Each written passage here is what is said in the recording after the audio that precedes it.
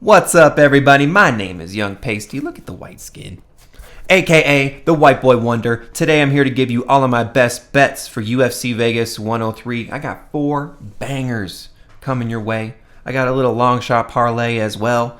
I'm going to give you all of my leans, bets and plays I'm considering, and lastly, my stayaways, bets and plays I recommend you do not put your hard-earned money on.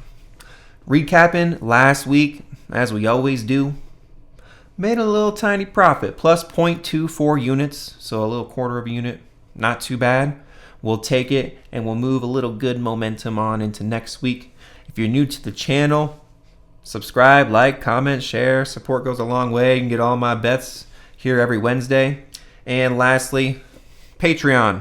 Free Patreon's in the description. Subscribe. That's where I put all of my bets in when I place them, because I don't place them right before I put my video out on Wednesdays. I put them in earlier in the week. That way I can get some good odds. So they always sway in the opposite way. Subscribe to the Patreon. It's free. Let's get started, guys. UFC Vegas 103. Best bet number 1. These are ranked in order of confidence. So this is my best play of the week. We got a 2-pick parlay. Chepe, Mariscal, and Danny Silva. Minus 115. We are putting 1.5 units on it. My most confident play of the week. Now, Chepe Mariscal, the machine gun. This dude's a dog. He's going to freaking run over Ramos, okay? He's going to run him over, as he does with everybody else. Training out of Denver. I mean, amazing cardio, great wrestling, knockout power, ground and pound's amazing. Confident play. Now, combining with Danny Silva, and his odds are getting wider and wider and wider. Dude's a dog, man.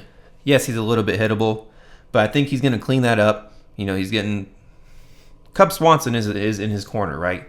I mean, if you're going to be a fighter here in the UFC, you can't just be eating shots all the time like he has in his previous fights. Now, he's kind of like a eat one to give one, and his punches that go the other way are much more harder and have a lot more intent than the ones that come his way. So Danny Silva is going to beat the piss out of Lucas Almeida.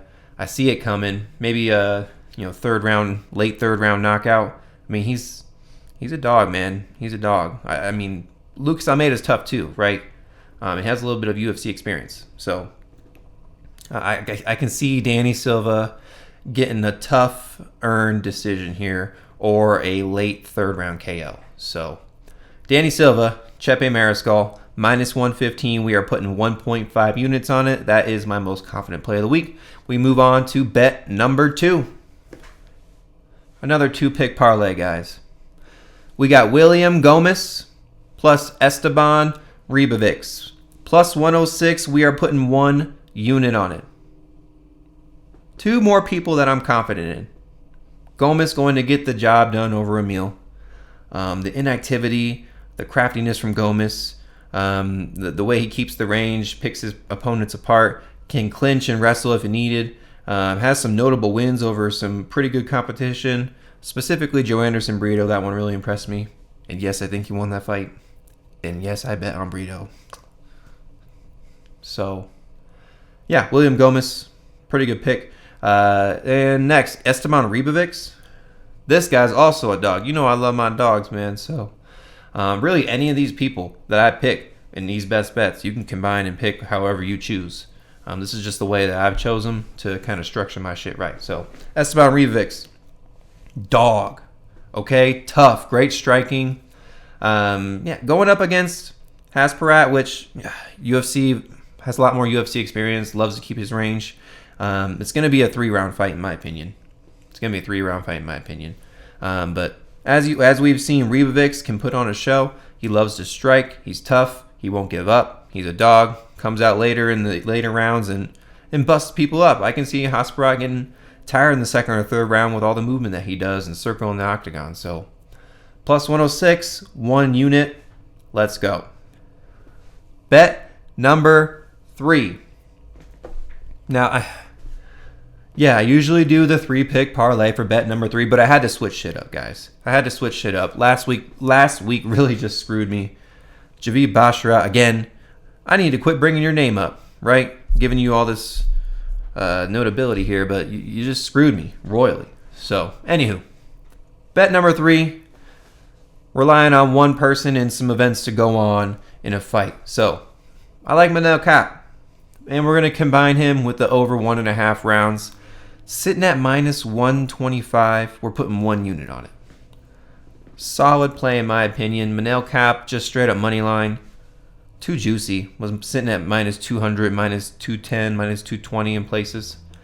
Combining with the over 1.5 rounds, that's likely to happen, right? I don't see a knockout or sub happening within the first 1.5 rounds. Asu Almabayev, ranked fighter, not going to just blow his opportunity in the first 1.5 rounds to Manel Kape. I mean, might gas himself out extremely in the first round and, pieced up in the second round. Like I could see maybe a second round finish from Manel Kape, maybe, or even Asu Almabayev, maybe. But it's at least going over 1.5 rounds. I mean, come on. You're taking Jose Johnson to decision. You're taking he's taking people to decision that he should be finishing. So, over 1.5 rounds likely to happen, and Manel Kape going to teach him the veteran lesson. He's salty, guys. Okay, he was supposed to fight Brandon Royval, the number 1 ranked fighter. Now he's fighting somebody lower than him. So he really needs to win this fight. Otherwise, his career trajectory is, down in the dumps. So solid play. Manel Kape over 1.5 rounds, minus 125. Bet number 4.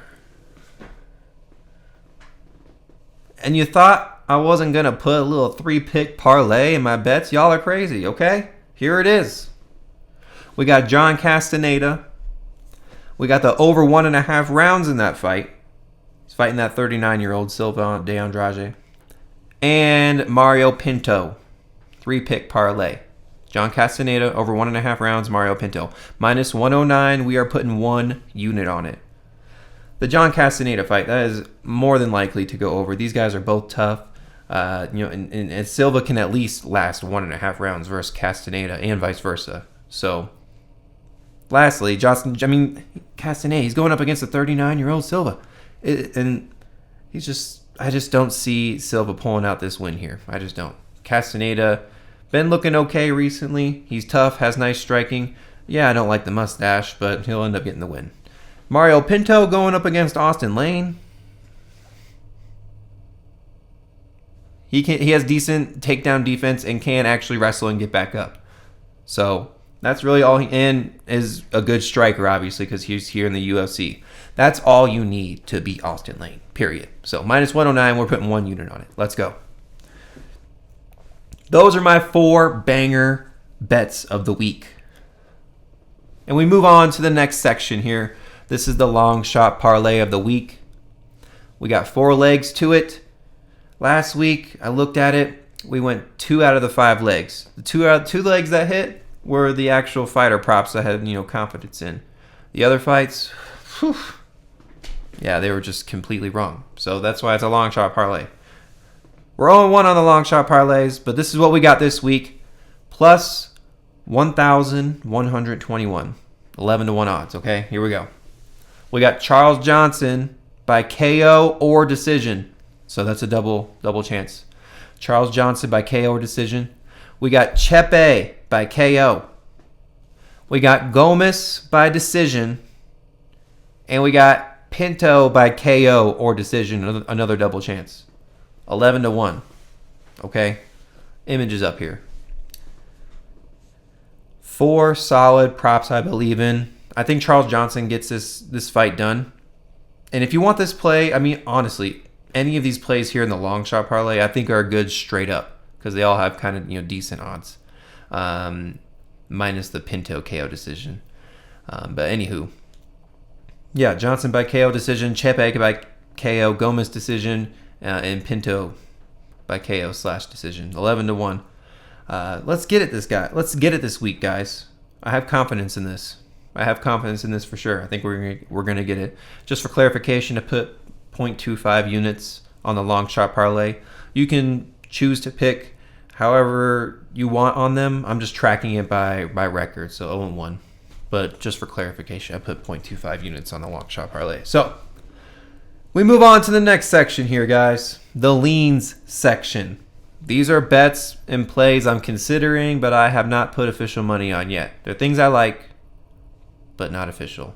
First is the Sam Patterson money line. I have been so tempted, and I was very tempted to pick him first off in the picks video. I was really close if you watch it. I was very close to picking him. But just because I picked Danny Barlow doesn't mean I can't bet on Sam Patterson. Plus 240.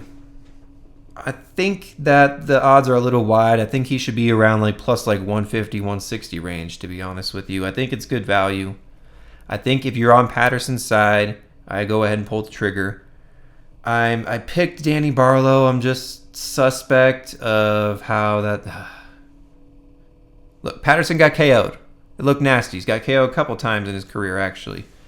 Now, Barlow, undefeated, never got subbed, obviously. So I can't say that's been something that's been exploited in his game because we haven't seen it. Undefeated. And it hasn't been subbed. Hasn't been close to being subbed. I mean, I don't know. So that's why it's a lean, not official yet. Follow me on the socials. That's where I post all updated plays. Next, some round props that I like here. In the Manel Kape fight, the over 2.5 rounds is sitting at minus 340. I also like the over 3.5 rounds at minus 210. In all honesty, I think this goes to decision, but I see a scenario where Manel Kape could get a finish in the 4th or 5th round. We haven't seen Almabayev tested in those championship rounds, right? So, and I think it gets to those rounds too. So, I don't know. We'll see. Maybe a Kape by 4th round, something to look at. A little foreshadowing, maybe. Next, Ribovics fight over 2.5 rounds, sitting at minus 230. Yeah, I think him and Haqparast go to decision for sure. As I was saying, I think Ribovics could get a late round KO, but ultimately, at the end of the day, I still think it goes over 2.5 rounds. These guys are both tough. UFC experience from Nasrat. Esteban does have knockout power, but as you saw with that gritty fight versus Zell Hooper, he couldn't knock him out or take him out. So would I say Haqparast as tough as that guy? No, but nevertheless, I don't think with the movement and how he runs around, over 2.5, I think is a solid pick.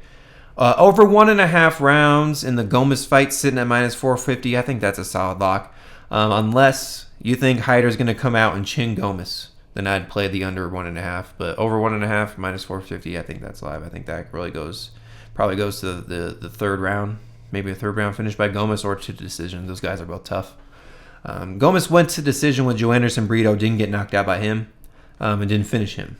So I think that's enough said there. Now, the next one here is the Danny Barlow fight.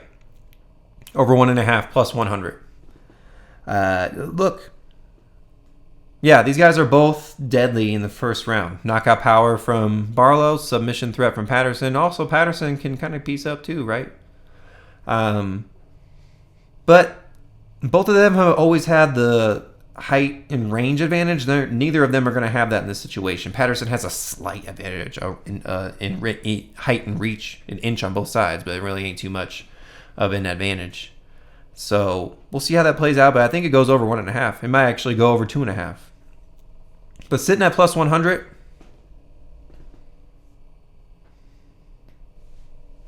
plus money. Over 2.5 for the Castaneda fight, minus 270. That's bound to happen, man. For sure. Over 1.5, definitely. Over 2.5, I mean, we haven't seen Silva just get super tired and gas in the 3rd round. That's not him. He has pretty good cardio and a good chin, and he's tough. And likewise on Castaneda's side. So over 2.5 minus 270, I think that's a solid play. So those are all the round props that I like here. Some fighter props that I like. As I was saying, in the Longshot Parlay, I pretty much like all of those plays individually. So Charles Johnson, KO or decision, as that's sitting at plus 105. He actually was an underdog and has flipped to the favorite now, so you can still get plus money right there. So Next, Chepe by KO, plus 130. I think he takes out Ramos, for sure. It's going to happen, man. Deer in the headlights, Mack truck, pop! That's how it goes. Now, next. Patterson by sub, plus 450. Decision, plus 1,000, 10-1. Look. Sub is live. Plus 450 is not too bad, right? Everyone, but that's decision and KO is sitting at plus 1,000. They know. The books know. If Patterson's going to get a finish, it's by sub. So, but decision plus 1,000. I just said over the 1.5 in the Barlow fight, I could see a world where both of these guys go to decision, where it's just a striking match and Barlow just pieces him up. So, decision plus 1 or Patterson pieces Barlow up. Excuse me. So plus 1,000 by decision. Next, we have Ribovics by decision, plus 100. I think he gets the job done in that way. Or finds a late round KO. But plus 1,200 for that. 12-1 Ribovics round 3. And that's any time in the third round. So, but I mean, you could play both of those actually. But yeah, Ribovics by decision, plus 100. Ribovics round 3, plus 1,200. Yeah, I said it before. Kape round 4, plus 1,100. I see a world where Almabayev just gasses himself out in the first 3 rounds, and then boom, gets to the first championship round. Kape gets some sort of a finish, knockout, sub, club and sub. I can see it. Gomis by decision, minus 110. And lastly, either of these. Pinto or Barlow by KO is sitting at minus 138. Pinto I see is likely for the KO. Barlow by KO, minus 138. If you believe in him, that's how he's probably going to get it done. And minus 138, that'll drop your price. He's sitting at like minus 130. So, yeah, those are all the fighter props, round props, and kind of the leans on the fighters that I have. Last section is the stay away section. These are bets, fights, props I recommend you stay away from, okay? If you're a degenerate, then, I don't know, combine them all in one, but you're crazy. First, the women's fights. Don't do it, man. If you're going to, JJ Aldrich, Carolina, those are the ones I would pick, but I might not even, I might just take an extended bathroom break during these women's fights. They are boring. They are uneventful. They have no meaningful impact to rankings whatsoever. So, yeah. In my opinion. Next is the Brundage versus Marquez fight. I mean, if you're betting on this co-main event, you really are a degenerate. Now, my lean's Brundage. If you want to pick him, he is the underdog. Marquez super inactive, 1 fight a year, gotten knocked out 3 times in a row, 3 losses in a row. So what, you're training all year to get knocked out once a year? Probably going to happen again. But, I mean, are we going to put any faith or trust in Brundage? You know what I mean? It's just 2 bums fighting in the co-main event. What are we doing here? But I'm not betting on that fight at all whatsoever. And lastly, round props for the following fights. Pinto fight, Chepe fight, Charles Johnson fight. We'll go over all of them. The Pinto fight, Austen Lane versus Pinto. Yeah, I mean, Mario Pinto. I was like, what was his first name? Yeah, Mario Pinto.